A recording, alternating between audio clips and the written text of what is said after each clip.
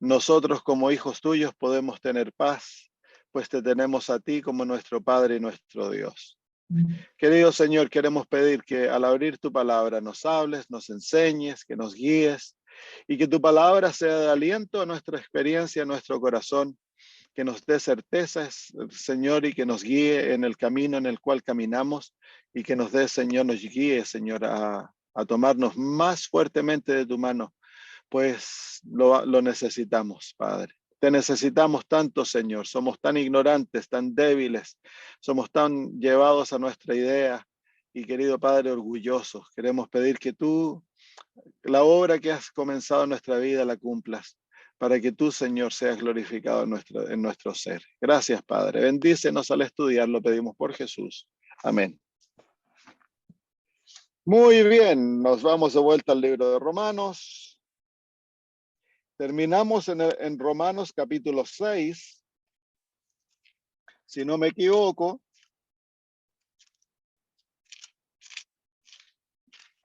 Muy bien, entonces estábamos viendo lo que el apóstol Pablo nos habla ahí en cuanto a la realidad que nos encontramos al estar unidos en Cristo Jesús. Y somos unidos en Cristo Jesús a través de la muerte, la sepultura y la resurrección. Morimos a nosotros mismos y luego de morir a nosotros mismos, de tomar la cruz, como ya lo hemos estudiado varias veces, nosotros hemos de ser sepultados y ese es el bautismo. Y luego que somos sepultados, hemos de resucitar a vivir con Cristo, para que Cristo viva y nosotros estemos muertos. El apóstol Pablo lo resume eso cuando dice en Gálatas 2:20, con Cristo yo he sido crucificado y ya no vivo yo, mas vive Cristo en mí. Y en 2 Corintios capítulo 5, él dice de que ahora vivimos no para nosotros, sino para aquel que murió por nosotros. Entonces hemos muerto a la vida de la vida del egoísmo, la vida del autocentrismo, y ahora vivimos una vida en Cristo Jesús para su gloria, para hacer su voluntad, no la nuestra. Eso es lo que significa estar muertos.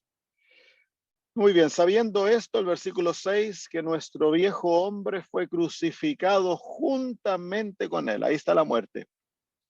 Para que el cuerpo del pecado sea destruido. El resultado de la muerte es que el cuerpo del pecado, lo que se llama el cuerpo del delito, el cuerpo judicial, que es la evidencia que nos condenaba, dice, para que el cuerpo del pecado sea destruido, a fin de que no sirvamos más al pecado. Así que el resultado de la experiencia de morir en la cual Dios nos perdona es que ahora ya no somos más esclavos del pecado. Y desde este momento el apóstol Pablo va a introducir esa materia, ese pensamiento lo va a desarrollar más y más en el capítulo 6.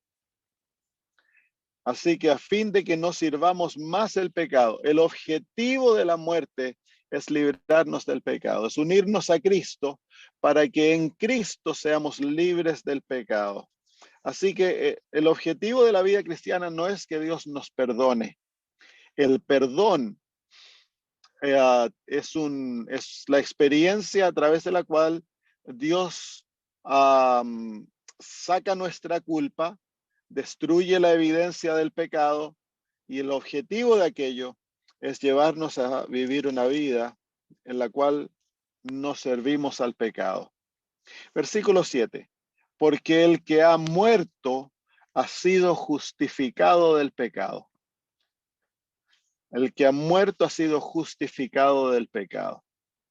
Hay algunas traducciones que dice el que ha muerto ha sido librado del pecado. Esa traducción no es correcta. En el original la palabra es justificado, que es la misma palabra que se usa en los capítulos 3 y 4 para hablar de la experiencia de la justificación, que es la experiencia a través de la cual Dios nos atribuye su justicia, su carácter, y nos trata que nosotros vivimos la vida de Cristo.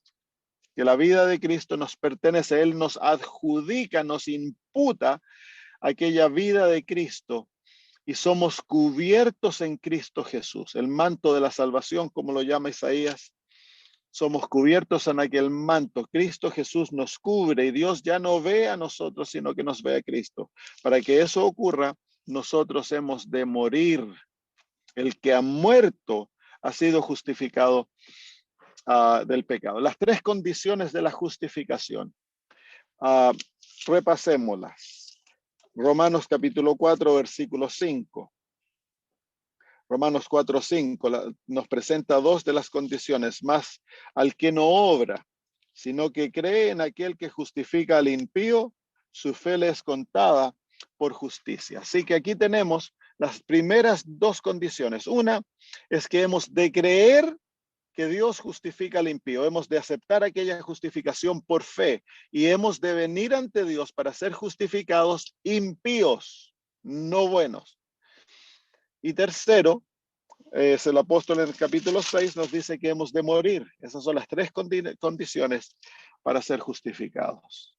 Hemos de abandonarnos a nosotros mismos, venir ante Dios reconociendo nuestra impiedad, nuestra pecaminosidad, nuestra maldad, y venir tal cual estamos. Y creer que en Cristo Jesús somos aceptos y que Jesús, a través de la obra de la redención, Él ha proveído todo lo necesario para nuestra justificación. Y en la justificación provee todo lo que nosotros necesitamos para ser aceptos por el Padre. Y ser aceptos por Él y declarados justos, tratados como justos. Y esa declaración es la base de la justificación. La justificación es una declaración legal que Dios hace en nuestro favor, en la cual Él nos declara perfectos, santos, nos declara sus hijos y nos perdona todos nuestros pecados. Y en aquella declaración, la palabra de Dios nos hace justos y nos da el poder para vivir una vida justa, que es la santificación. Muy bien, versículo 8. Y si morimos con Cristo, creemos que también viviremos con Él. Entonces, ahora se nos lleva de la muerte a la realidad de la vida cristiana. Y la vida cristiana es una vida con Cristo.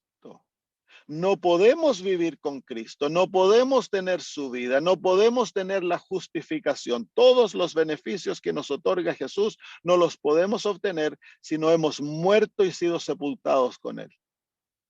Pero si hemos muerto y hemos sido sepultados con Cristo, entonces ahora resucitamos a una nueva vida, y la nueva vida es una vida con Cristo, no es una vida de separación.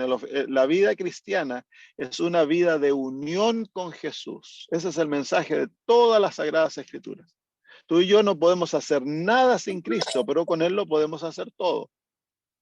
Es el mensaje de Jesús en San Juan capítulo 15, donde nos habla de la vid y los pámpanos. Y nos presenta la gran realidad de la vida cristiana, que para ser cristianos nosotros tenemos que permanecer en Cristo, constantemente vivir en Él. Así que el versículo 8 lo dice eso. Si morimos con Cristo, creemos que también viviremos con Él. Y esa palabra creemos nos muestra que la vida de Jesús es una vida de fe, tanta de fe como al principio. La misma fe que tomó para que nosotros fuésemos justificados, perdonados, que naciésemos nuevamente y fuésemos salvos, es la misma fe que ahora debemos usar para creer que estamos en Él y que vivimos en Él.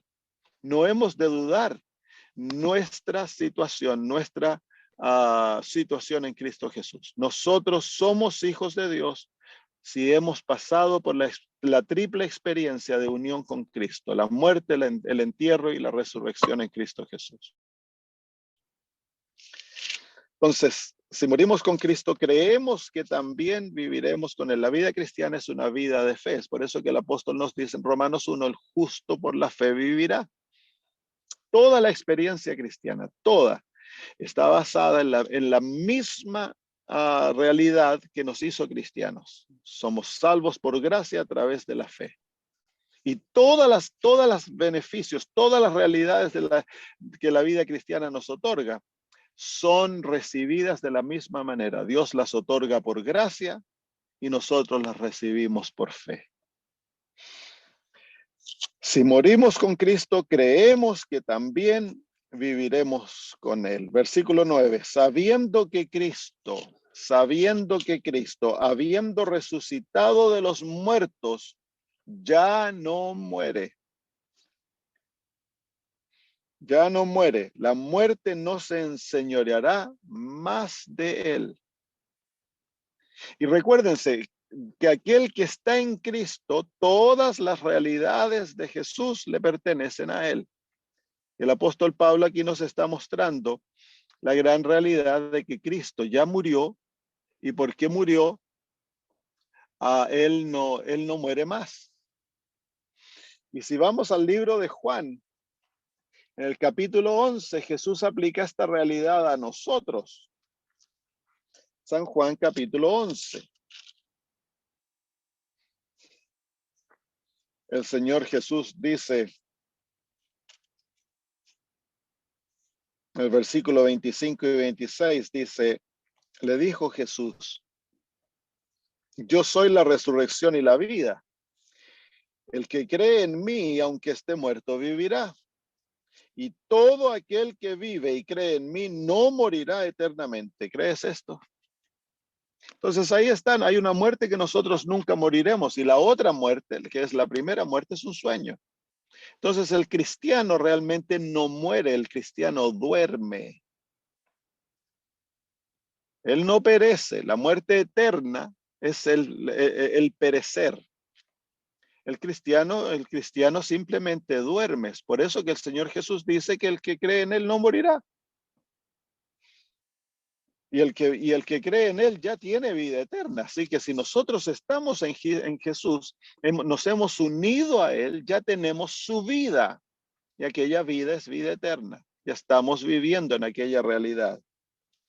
Entonces no nos hemos de atemorizar por la muerte. No debemos de tener temor a la muerte. Todas las noches practicamos muerte. Todas las noches nos vamos a la cama y practicamos la muerte.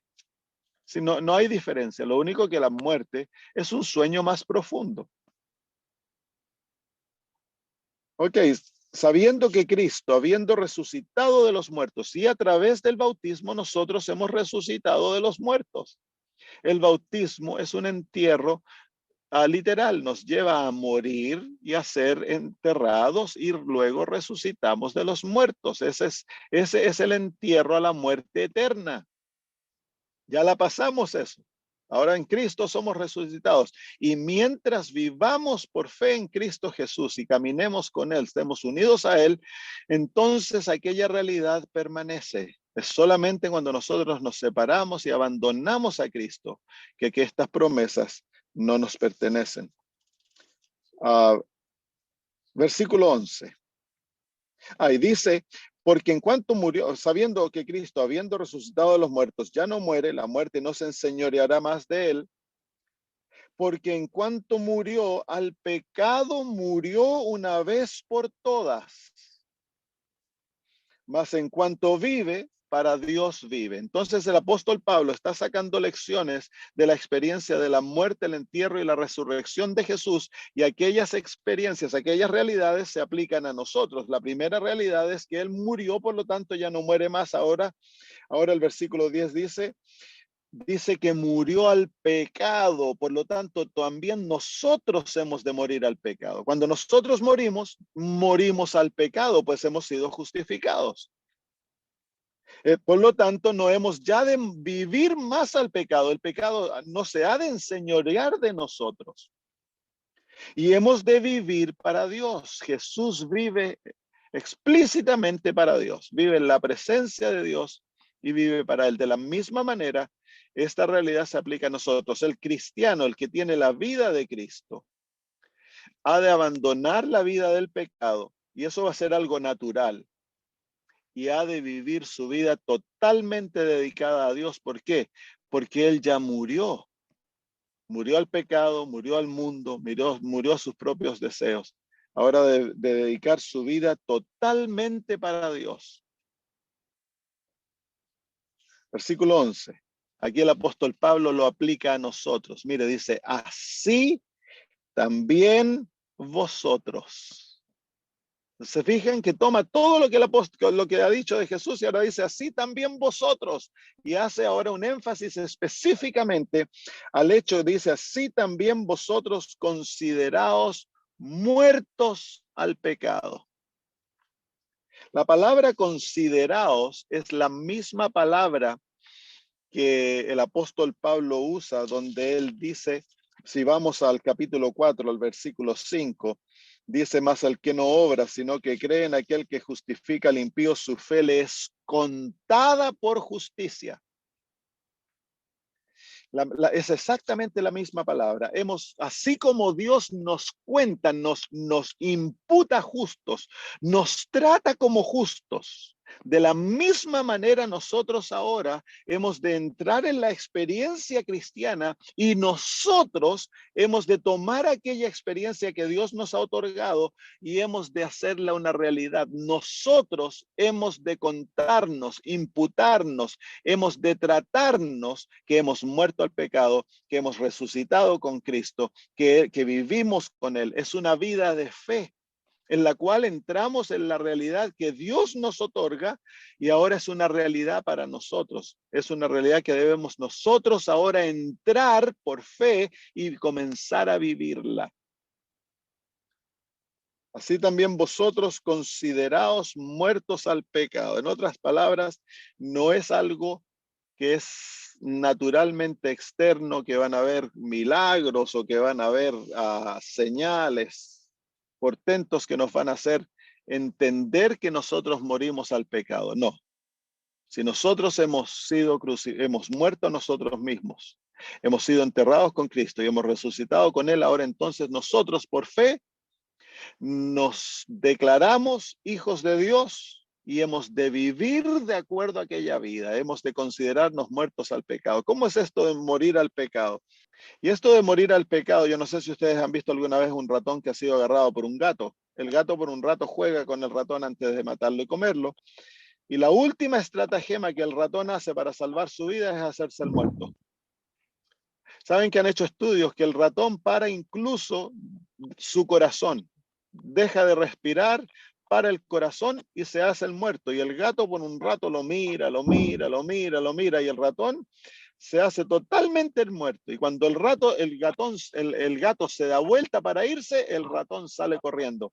Esa es la última estratagema. Y eso es lo que el apóstol nos está diciendo aquí, que para que nosotros dejemos de ser dominados por el pecado, nosotros ahora hemos de vivir en la realidad de haber muerto al pecado. No debemos responder al pecado. Cuando la tentación llama, nosotros debemos responder muertos.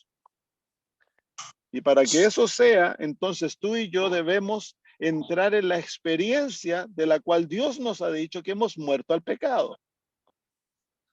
Ya no vivimos para servir el pecado y las concupiscencias. Ahora vivimos para servir a Dios. Como Cristo vive para Dios, así nosotros hemos de vivir para Dios. Así también vosotros consideraos muertos al pecado, pero vivos para Dios en Cristo Jesús, Señor nuestro. Así que no vivimos para Dios en forma separada.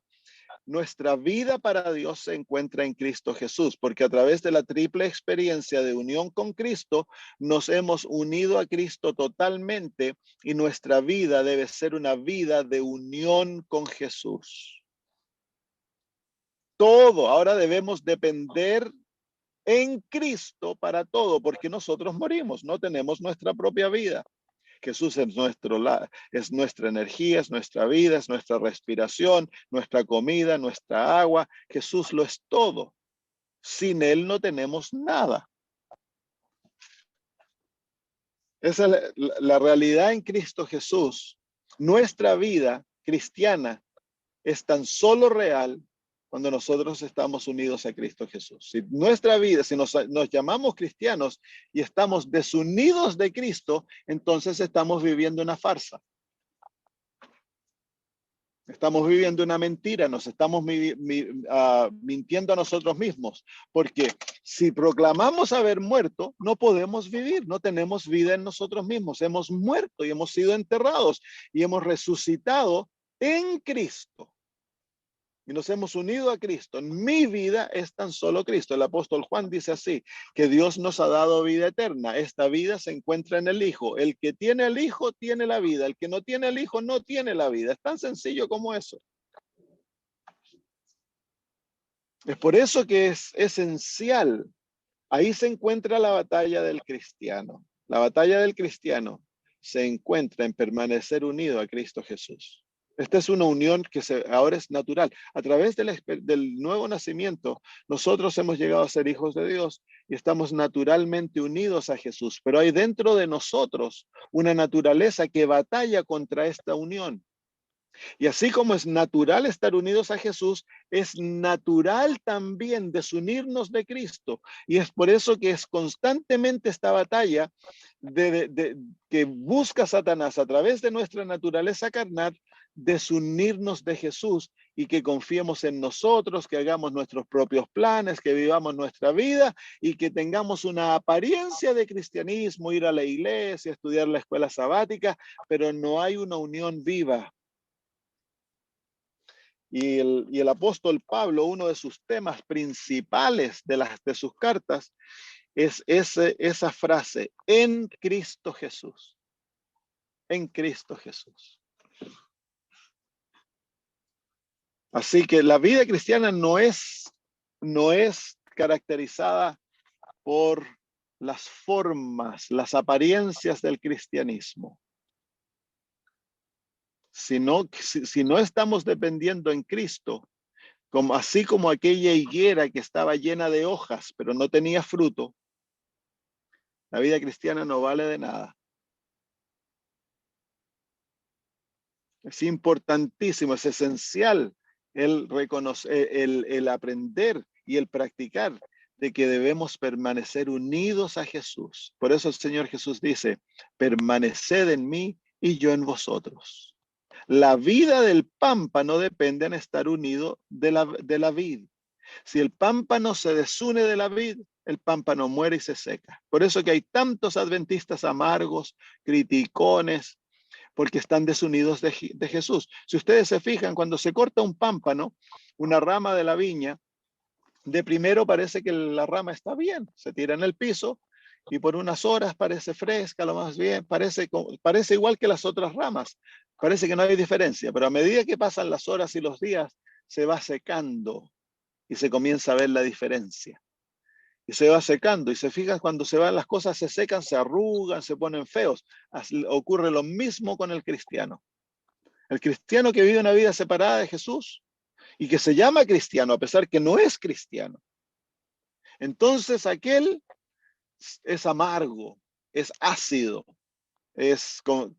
constantemente anda causando problemas, mirando los defectos de los demás, criticón, todo le parece mal y se aferra a las formas del cristianismo y lo hace su todo, creyendo que eso es lo que da vida. Entonces se vuelven súper estrictos en la manera de vestir, en la dieta, se enojan por todo, se ofenden y cuando se ofenden causan problemas. Eso muestra que Cristo no está en el alma. Y es por eso que es tan esencial vivir nuestra vida aferrados a Jesús, aferrados a Él, dependiendo de Él, reconociendo que en mí no hay nada. Yo no puedo ser cristiano sin Jesús. No puedo dejar de amar el mundo y el pecado sin Jesús. Es Cristo quien es mi vida, Él es mi justicia, Él es mi santificación, Él es mi sabiduría, Él es mi poder, Él es mi todo, Cristo es mi todo. Yo he muerto. Muy bien, vamos al versículo 11 nuevamente. Así también vosotros consideraos muertos al pecado, pero vivos para Dios en Cristo Jesús, Señor nuestro. Así que ahora Jesús ha llegado a ser nuestro Señor, nosotros somos sus esclavos. La palabra que se usa en el griego es una palabra muy fuerte, la palabra Señor, que es el amo de un siervo. Y el apóstol Pablo usa este símbolo bien directo porque quiere que reconozcamos que en la muerte y en la vida, en la unión con Cristo, nosotros hemos entregado nuestra voluntad y para vivir de acuerdo a la voluntad de Cristo. Esta es una experiencia voluntaria. El morir a nosotros mismos, el ser bautizados, el ser enterrados y resucitar a una nueva vida, no es algo que se debe hacer a través de las emociones, porque vino el evangelista y yo lloré un poco, ahora me bautizo. No, no puede ser eso. Esto tiene que ser algo que es muy pensado, muy planeado, porque aquí se encuentra la muerte a mí mismo. Esto no se puede, no es algo que se puede forzar a alguien a hacerlo. Esto es algo que debe ser en forma voluntaria. Y luego que se ha balanceado en la balanza de la vida, si es que es lo que yo deseo. Entonces, cuando se hace en forma voluntaria, yo lo hice en forma libre por amor, entonces ahora me entrego a ser un siervo de Cristo y que Él llegue a ser mi Señor, mi amo. Cristo es ambos, mi Salvador y mi Señor. A través de la muerte, el entierro y la resurrección, Él llega a ser mi Señor. Por lo tanto, su voluntad es suprema en mi vida. Todo lo que Él dice, eso es lo que va. No lo que yo deseo, no lo que a mí se me ocurre, lo que yo pienso, no. Así también vosotros consideraos muertos al pecado, pero vivos para Dios en Cristo Jesús, Señor nuestro. Así que tan solo podemos vivir una vida para Dios en Cristo Jesús, Señor nuestro. Si tú estás tratando de ser cristiano y vivir para Dios y serle fiel, obedecerle, amarle, pero no estás unido a Cristo, estás tratando lo imposible. Es imposible ser cristiano si no estamos unidos a Cristo. Entonces ahí nace el legalismo. Nace el tratar de cubrir nuestra desnudez con nuestras propias hojas. El no entregarnos a Jesús, entonces trae como consecuencia una vida legalista, una vida que está basada en una obediencia legal, no una obediencia de amor y de fe. Muy bien, versículo 12. No reine pues el pecado en vuestro cuerpo mortal. Esto es consecuencia de los versículos anteriores. Este versículo no se puede separar de los versículos anteriores y tristemente muchas veces se predica de la victoria al pecado y se predica de dejar hacer esto y que tenemos que dejar de hacer esto otro y que somos adventistas, que no podemos hacer aquí, no podemos hacer allá, pero nunca se nos dice la manera que debemos vencer. Entonces se crea una ansiedad espiritual porque deseamos dejar de pecar, deseamos dejar de hacer esto, lo otro, pero no sabemos cómo hacerlo porque se toma un versículo fuera de su contexto y se dice, no debe reinar el pecado en nuestras vidas y se usa para martillar en la cabeza de los hermanos que deben de ser perfectos, deben vencer el pecado. Pero ¿y cómo pues? En el versículos anteriores nos ha mostrado, hemos de morir a nosotros, hemos de ser enterrados, hemos de resucitar con Cristo. Al resucitar con Cristo hemos de vivir una vida de unión con Él. Hemos de considerarnos nosotros, tener la certeza que esta realidad ya ha ocurrido en nuestras vidas y ahora entonces, ahora con Cristo en su pleno poder, morando en nosotros, ahora entonces se cumple el versículo 12, no reine pues el pecado en nuestros cuerpos mortales. De modo que lo obedezcáis en sus concupiscencias.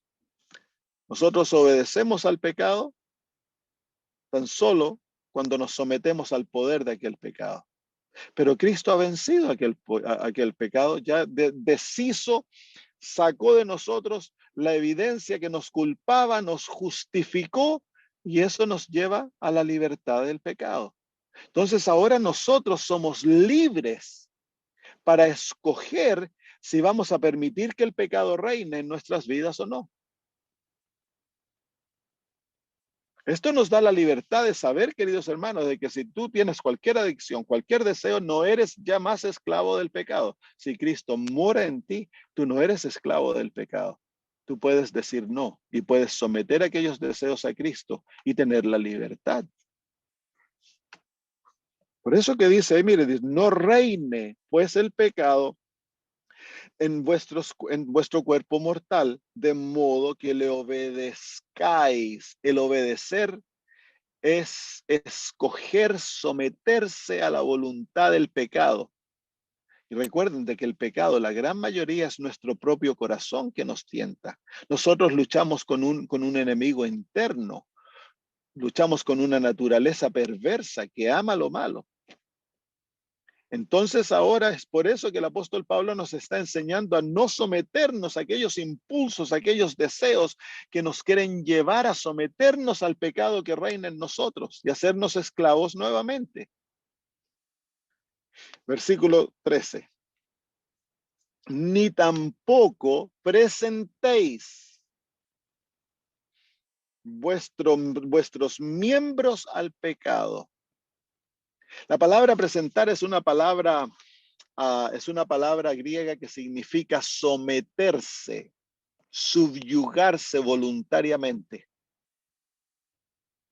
Entonces dice, ni tampoco os subyuguéis o presentéis o sometáis vuestros miembros al pecado como instrumentos de iniquidad. Entonces, los miembros que el apóstol aquí se está refiriendo son especialmente nuestras capacidades racionales, nuestras capacidades mentales.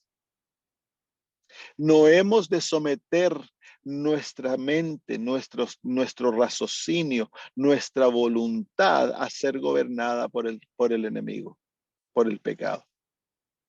Es aquí que es tan importante, queridos amigos, gobernar lo que entra por nuestros ojos, lo que escuchamos por nuestros oídos, que es aquello que alimenta nuestra mente. Hemos de nosotros cuidar nuestros pensamientos. Todo pensamiento debe ser regulado en la vida del cristiano.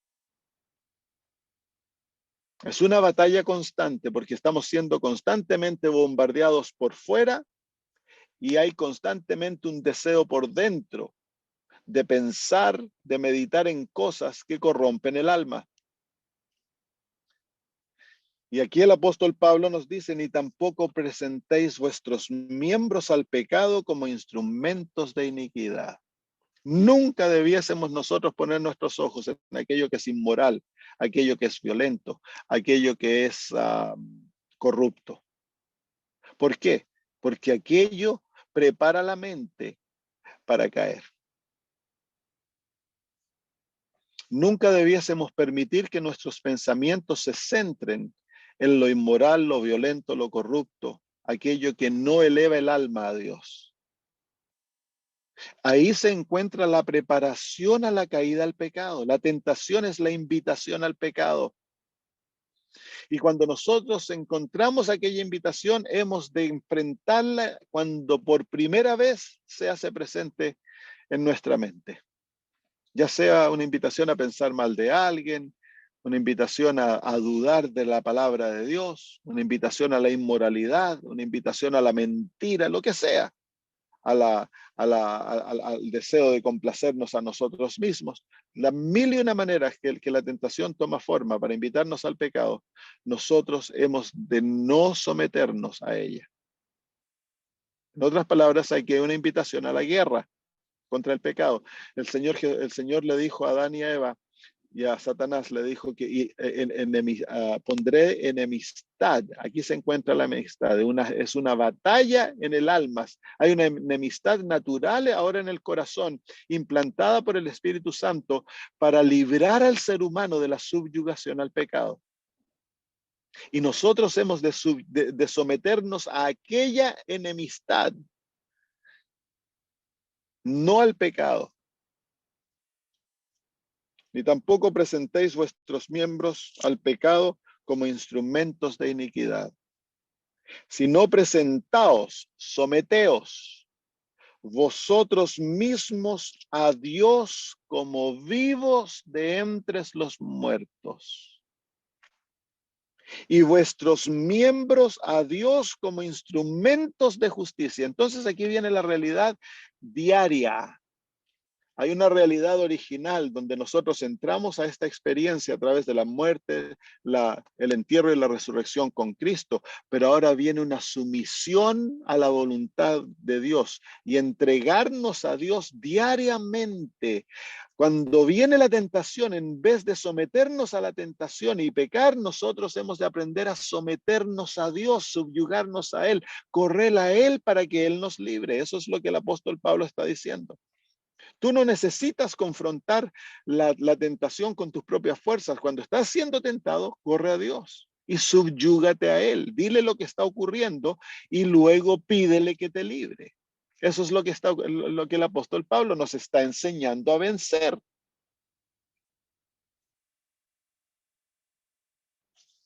Veamos ese versículo porque es un versículo central. Dice, ni tampoco presentéis vuestros miembros al pecado como instrumentos de iniquidad, sino presentaos o someteos vosotros mismos a Dios como vivos de entre los muertos y vuestros miembros a Dios como instrumentos de justicia. Entonces hay que tomar una decisión. La decisión que no vamos a hacer lo malo, que vamos a arrancar de aquello que nos invita a desobedecer a Dios y que en todo vamos a obedecer a nuestro Padre y hemos de someternos al Señor para que ello se vuelva una realidad en nuestras vidas. Nosotros no tenemos el poder de hacerlo, pero tenemos el poder de escoger a quien nos sometemos. Si nos sometemos al pecado, el pecado te va a controlar. Si te sometes a Dios como vivo de entre los muertos y les ofreces tus miembros, tu mente, tus ojos, tus oídos, les ofreces tus manos, tus pies, les ofreces tus pensamientos, tu corazón, se los ofreces a Él como sacrificio vivo y le dices, Señor, tú contrólame, tú haz tu voluntad en mí hoy. Entonces el Señor tiene la autoridad de controlarte y Cristo puede vivir en ti. Vamos a terminar con el versículo 14. Porque el pecado, esta es una promesa, porque el pecado no se enseñoreará de vosotros. Qué linda promesa. Si nos sometemos a Dios y resistimos el pecado, como dice el apóstol Pedro, someteos a Dios y resistid al diablo y huirá de vosotros. Si nosotros somos fieles en eso, de someternos a Dios diariamente, cuando viene la tentación, el deseo de desobedecer, de hacer lo malo, de ir en contra de sus mandamientos, entonces nos sometemos a Él y le ofrecemos nuestra mente, nuestros miembros, para que Él haga su voluntad a través nuestros, entonces el pecado no puede enseñorearse de nosotros. Ahí se encuentra el secreto de la victoria. El secreto de la victoria no es tú. El secreto de la victoria es Cristo, pero tú tienes que cooperar con Él sometiéndote, rindiéndote a Dios y pidiendo su ayuda cada vez que la tentación viene. Y el vivir constantemente unidos a Jesús. Ahí se encuentran los dos niveles de nuestra cooperación con Dios. El vivir con Cristo y el someternos a Él a cada paso. Porque el pecado no se enseñoreará de vosotros, pues no estáis bajo la ley, sino que bajo la gracia. Entonces aquí hay un versículo que lo usan, le encanta mucho a los evangélicos, ¿no? Es que nosotros estamos bajo la gracia, no estamos bajo la ley. ¿Qué quiere decir? En el capítulo 7 lo vamos a aprender eso, cuando nosotros somos esclavos del pecado. Entonces el pecado usa la ley para llevarnos más al pecado, porque es imposible para el ser humano ser libres del pecado a través de una obediencia de la ley, porque nosotros no podemos obedecer la ley. Entonces el Señor nos ha puesto en una realidad de gracia, y es a través de aquella realidad que el Señor nos lleva a la obediencia a la ley, porque el pecado es desobediencia a la ley. Aquí el apóstol Pablo nos está enseñando a no pecar. Entonces, ¿cómo es que podemos dejar de pecar? no a través de tratando de obedecer la ley, sino que a someternos a la gracia divina y permitir que aquella gracia abunde en nuestro ser. Porque es la gracia de Dios que nos otorga el poder y la realidad de dejar de pecar. Y el dejar de pecar es obediencia a la ley. Pero no dejamos de pecar tratando de obedecer la ley, dejamos de pecar hundiéndonos en la gracia de Cristo y viviendo en aquella realidad. Cuando nosotros somos salvos, el Señor nos saca de la realidad del pecado, donde éramos condenados por la ley, y nos pone en una realidad de la gracia. Y en la realidad de la gracia, tú estás rodeado por gracia.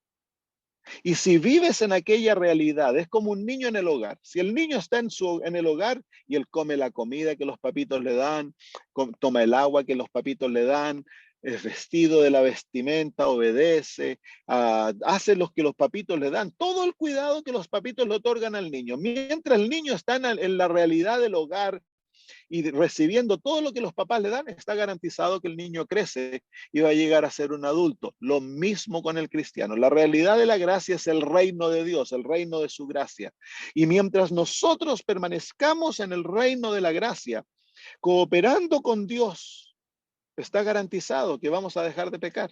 Está garantizado que el pecado no se enseñoreará de nosotros y seremos libres de aquello, porque estamos en una realidad de la gracia. Y la gracia es el don divino que garantiza todo lo que nosotros necesitamos para vivir como hijos de Dios. Eso es lo que ese versículo dice. No tiene nada que ver que ya no tenemos que obedecer la ley. Es lo opuesto. Nos está enseñando ¿cómo podemos obedecer la ley? ¿Cómo obedecemos la ley? A través de la gracia, pues.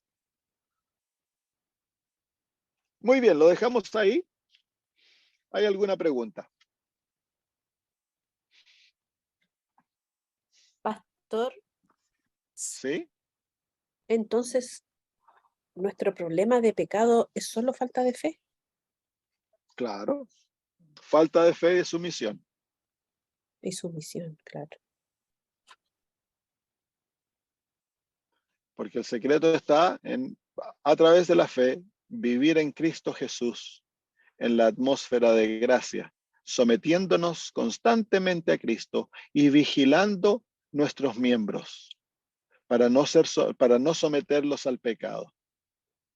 Si nosotros fuésemos celosos y como Daniel viviésemos en esa realidad, a pesar que tenemos una naturaleza pecaminosa, no violaríamos los mandamientos de Dios.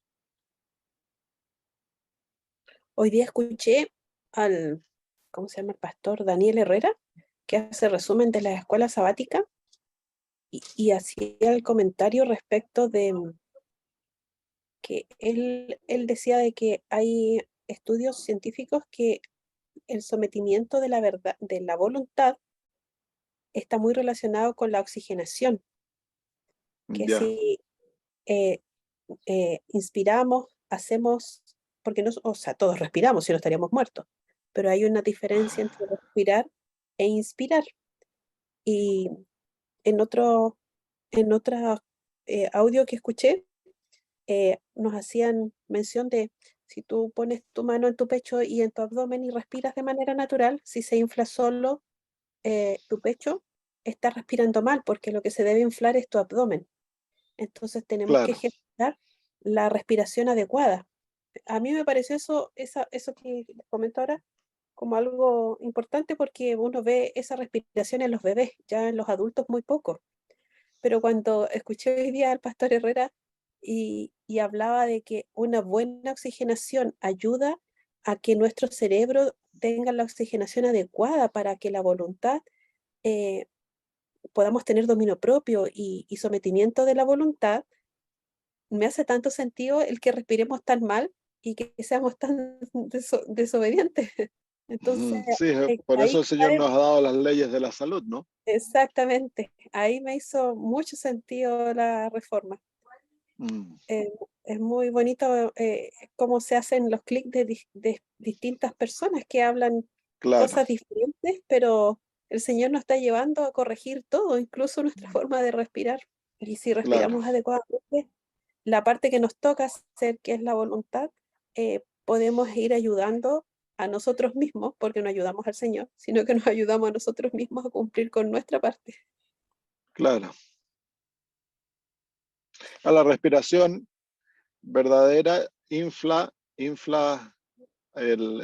empuja el diafragma, eso hace que nuestro estómago y nuestros intestinos sean comprimidos y eso hace que salgan hacia afuera. Entonces se infla el abdomen, pero también se expande la caja torácica, no Claro. hacia adelante, sino que hacia los lados. Claro, y eso aumenta la capacidad de oxigenación Claro, y es la porque correcta respiración. se oxigena la parte baja de los pulmones, que por lo general es la parte pobre, que queda sin oxígeno, y por eso cuando hay enfermedades de resfriado y todo eso, ocurre tanto moco, porque el cuerpo usa esa oportunidad para sacar aquello que se ha acumulado debajo en la parte baja de los pulmones. Entonces hay que hacer ejercicios de respiración, uno respira profundo y luego tose. Eso ayuda a sacar lo que está abajo de los pulmones hacia afuera, para que no se desarrollen bacterias, que mantienen los pulmones sanos. Muy bien, gracias por eso, hermana Claudia. Fue bonito ese comentario. Cómo todo trabaja junto, ¿no? Para ayudar al ser Sí, humano a ser exacto, obediente. esa maravilla del Señor. Mm. Bueno, si no hay alguna otra pregunta, oremos y terminamos. ¿Qué les parece? Ok, querido Señor, gracias porque en tu palabra nos muestras tan claramente el deseo tuyo que tus hijos sean libres del pecado. Y gracias también por darnos los secretos necesarios para que nosotros, si los practicamos y vivimos por fe en estas realidades, podremos, Señor, a través de tu Espíritu y de nuestro Señor Jesús, vivir como Daniel, como José, como Enoc, Padre, como Jesús. Queremos suplicar que nos enseñes a poner en práctica estas cosas en nuestra vida, Padre. Y así vivir una vida cristiana inteligente, una vida cristiana, Señor, que coopera contigo en forma sabia. Gracias, Padre. Gracias. Bendice a mis hermanos, Señor, acompáñalos ahora al descansar. Protégelos, Señor, y que tengamos ninguna ansiedad ni temor. Lo pedimos por Jesús. Amén. Que el Señor los Amén. bendiga a Gracias, todos. pastor. Gracias, pastor. Gracias.